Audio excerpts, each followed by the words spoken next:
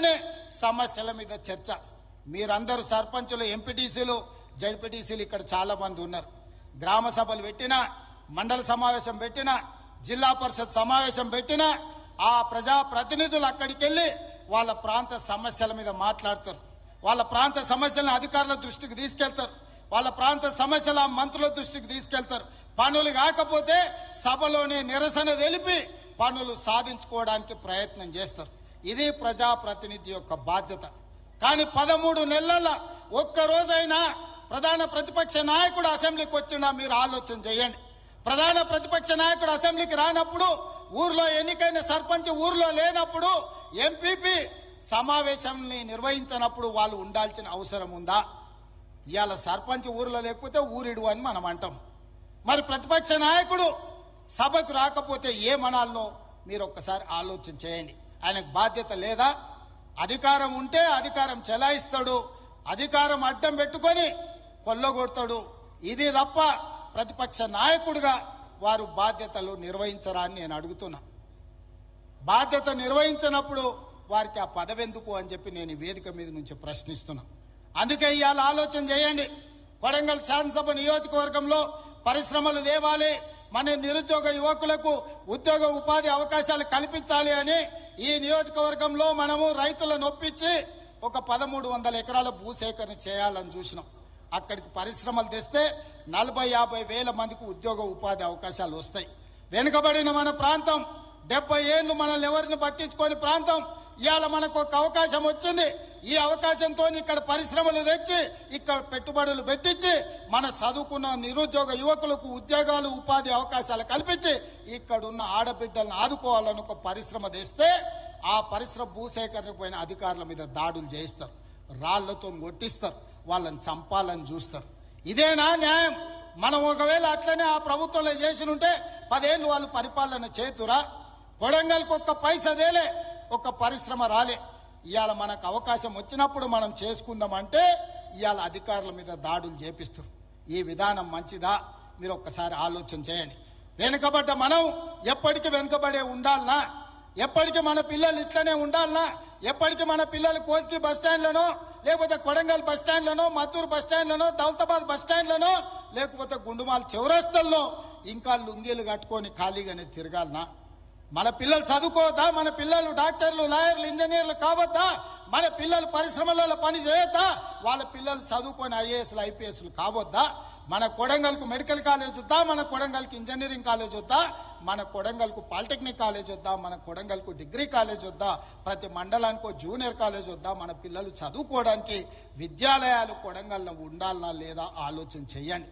చదువుకోవడానికి మన పిల్లలకు విద్యాలయాలు ఉండాలని, చదువుకున్న మన పిల్లలకు ఉద్యోగ ఉపాధి అవకాశాలు రావాలని ఆ పరిశ్రమలను తీసుకొచ్చే ప్రయత్నం నేను చేస్తుంటే చంద్రశేఖరరావు ఆయన మనుషులు మనకు అడ్డం పడి ఎట్లయినా కొడంగల్ను ముంచాలని ఇవాళ కొడంగల్ అభివృద్ధికి అడ్డం పడుతున్నారు. మీరందరూ సహకరించండి, మీరందరూ ఆలోచన చేయండి.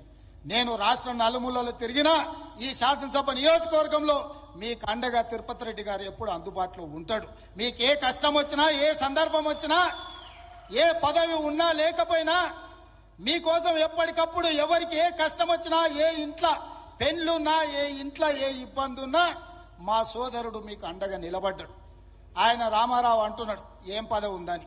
నేను అడుగుతున్నా దిక్కుమాలినోని, మీ అన్నదమ్ములలో ఉన్నోళ్ళందరికీ పదవులు తీసుకున్నావు.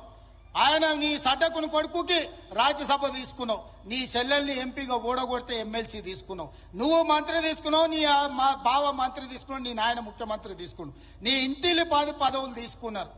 కానీ మేము ఏ పదవి తీసుకోకుండా ప్రజలకు సేవ చేస్తే దాన్ని కూడా తప్పు అంటున్నారు. పదవులు తీసుకోవడం తప్ప, కుటుంబం దోసుకోవడం తప్ప, ఏ పదవి ఆశించకుండా ప్రజలకు అందుబాటులో ఉండి ప్రజల మేలు కోసం ఒకవేళ నేను రాష్ట్రం మొత్తం నలుమూలలు తిరిగే బాధ్యత నేను తీసుకుంటే నా కుటుంబ సభ్యులు మీకు అండగా నిలబడితే కూడా వాళ్ళ కళ్ళల్లో నిప్పులు పోసుకుంటున్నారు. మీరు ఆలోచన చెయ్యండి. వాళ్ళ ఇంట్లో ఆయన ముఖ్యమంత్రి, అల్లుడు మంత్రి, కొడుకు మంత్రి, బిడ్డ ఓడిపోతే ఎమ్మెల్సీ, సడ్డకుని కొడుకు రాజ్యసభ, వాళ్ళ చుట్టపోళ్ళు అందరూ మంత్రులైన. నేను అట్లా ఎవరు నన్ను తీసుకున్నాను మా కుటుంబంలో? మీరు చెప్పండి. ఏ పదవి లేకుండా నిస్వార్థంగా మీకు పనిచేస్తుంటే కేసీఆర్ కుటుంబం తప్పు పడుతుంది. అట్లెట్లా చేస్తారా మీరు? ఏ పదవి తీసుకోకుండా మేము చూడు ఎన్ని తీసుకున్నామో ఎంత దోసుకున్నామో చూడమంటారు. మీలాంటి పదవులు తీసుకోనికే దోసుకోనికే మేము పోటీ పడం చంద్రశేఖరరావు. మా విధానం అది కాదు.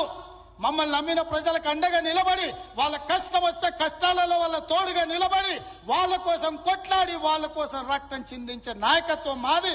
మిమ్మల్ని నమ్ముకున్న వాళ్ళని మోసం చేసి దోసుకునే నీతి మీది. మీకు మాకు తేడా ఉంది. మేము మీలాక కాదు.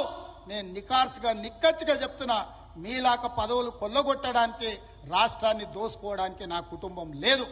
నా కుటుంబం నాకు మీరు ఆశీర్వదించే అవకాశం ఇచ్చినందుకు మీకు అండగా నిలబడాలని సమయం ఇస్తున్నారు. ఇన్నేళ్ళైంది నేను మీకు ఇక్కడికి వచ్చి. ఈడున్న వాళ్ళందరూ నన్ను వ్యతిరేకించేటోళ్ళు రాజకీయంగా కూడా నియోజకవర్గంలో ఎవరి దగ్గరైనా ఒక్క రూపాయి ఎప్పుడైనా ముట్టుకున్నానా మీరు చెప్పండి. చెప్పండి. మీరు వీలైనంత వరకు మేము సాయం చేసినాం.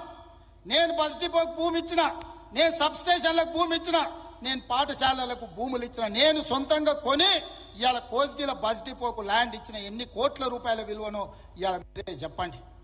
ఇవాళ మన సబ్ స్టేషన్లకు భూములు కొనిచ్చినాం. ఏ ఊర్లో గుడి కట్టినా బడి కట్టినా, ఎవరు పిల్లలు చదువులకు ఫీజులు కావాలన్నా, ఎవరు ఏం కావాలన్నా మా ఇంట్లోకి వెళ్ళి పైసలు ఇచ్చి కొడంగల్ నియోజకవర్గాన్ని ఆదుకున్నాం. పోయిన 5 ఏళ్లలో ఒక ఆయన ఈడ ఉండే ఏం వసూలు చేసిండో మీకు తెలుసు కదా. ఎంతమందిని ముంచిండో మీకు తెలుసు కదా. నేను చెప్పాల్సిన అవసరం ఉందా? ఇవాళ వాళ్ళలాగా మనం దోసుకుంటలేమని వాళ్ళ కడుపులో మంటలేస్తుందట. అందుకే నిన్న మన మనోళ్ళందరూ కడుపు మంటకు మందు పంపించారు, కొంచెం దాగి పండుకోరని. అందుకే మిత్రులారా, ఇవాళ ఇంత తక్కువ సమయంలో ఇంత మంచి కార్యక్రమాన్ని ఏర్పాటు చేసి రాష్ట్రానికి అమలు చేస్తున్న సంక్షేమ పథకాలు, రైతు భరోసా, రైతు ఆత్మీయ భరోసా, ఇందిరమ్మ ఇండ్లు, నూతన రేషన్ కార్డుల కార్యక్రమాలను, 4 అద్భుతమైన సంక్షేమ కార్యక్రమాలను ఇవాళ కొడంగల్ శాసనసభ నియోజకవర్గం నుంచి ఈ రాష్ట్రానికి అంకితం చేస్తున్నాం. రాష్ట్రంలో ఉన్న ప్రతి ఒక్కరికి నా విజ్ఞప్తి, తెలంగాణ రాష్ట్ర ముఖ్యమంత్రిగా మార్చి 31 తారీఖు లోపల ఈ కార్యక్రమం నిరంతరం కొనసాగుతుంది. ప్రతి లబ్ధిదారుడికి, అర్హుడైన ప్రతి వాడికి ఈ పథకం అమలు జరుగుతుంది. ప్రతి శాసనసభ నియోజకవర్గంలో మార్చి 31 తారీఖు లోపల ప్రతి నియోజకవర్గానికి 3,500 ఇండ్ల లెక్కన 4,50,000 ఇండ్లు, 22,500 కోట్ల రూపాయలతోటి ఇందిరమ్మ ఇండ్లు అమలు చేసే బాధ్యత కాంగ్రెస్ పార్టీ తీసుకుంటుంది. అదేవిధంగా రైతు భరోసా కార్యక్రమాన్ని రాష్ట్రంలో ఉన్న రైతాంగానికి వ్యవసాయ యోగ్యమైన భూములకు దాదాపుగా మార్చి 31 తారీఖు లోపల 10,000 కోట్ల రూపాయలు పేద రైతుల ఖాతాలో నిధులు వేసి 10,000 కోట్ల రూపాయలు రైతులకు ఇచ్చే బాధ్యత ఈరోజు కాంగ్రెస్ పార్టీ తీసుకుంటుంది. అదేవిధంగా ఇందిరమ్మ ఆత్మీయ భరోసా, భూమి లేని నిరుపేదలకు ప్రతి పేదవాడి కుటుంబానికి సంవత్సరానికి 12,000, మొదటి విడతగా దాదాపుగా 10 లక్షల కుటుంబాలకు 6,000 చొప్పున మార్చి 31 తారీఖు లోపల మీ ఖాతాలో వేసే బాధ్యత ఈరోజు ఈ ప్రభుత్వం తీసుకుంటుంది.